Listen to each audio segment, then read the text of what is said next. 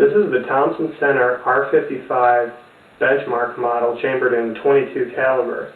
You can see here at the very rear of the frame itself is the safety, and that's why I want to demonstrate first.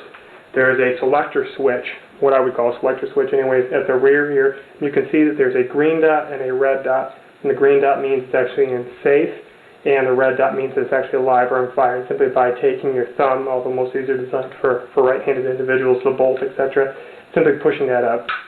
Now it puts the selector switch in the fire mode, which means you could fire, and then just to simply bring it back means it's in safe mode. Now it has a bolt hold open feature here. As you can see, the bolt is brought all the way to the rear, so it's simply pulling it off the catch and allowing it to come forward. You can see that there's your bolt, and if I was to place an empty magazine into it, and I'll show it here with one of their 5-round magazines.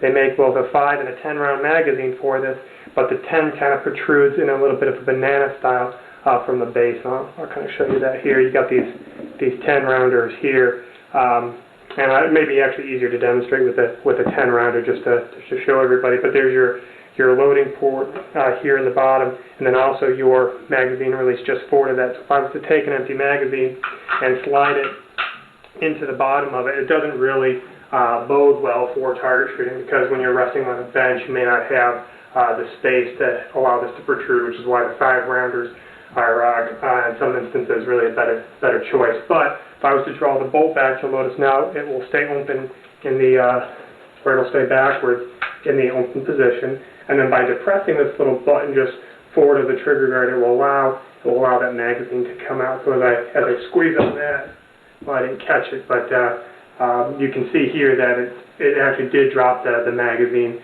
free from the rifle.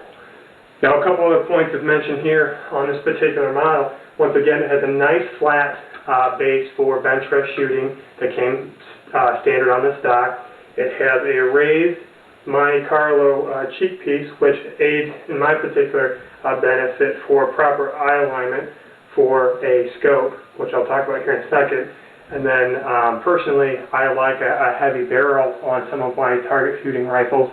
And you can see here that with this model, it actually has a nice stout barrel for a .22, and that means it's not going to warp or really change your point of impact as the barrel heats up slightly, so that you can have a consistent shot.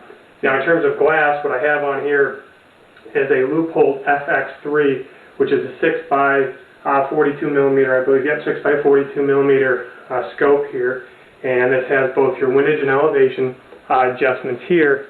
On the sides of it, it has Leupold rings and also Leupold bases here.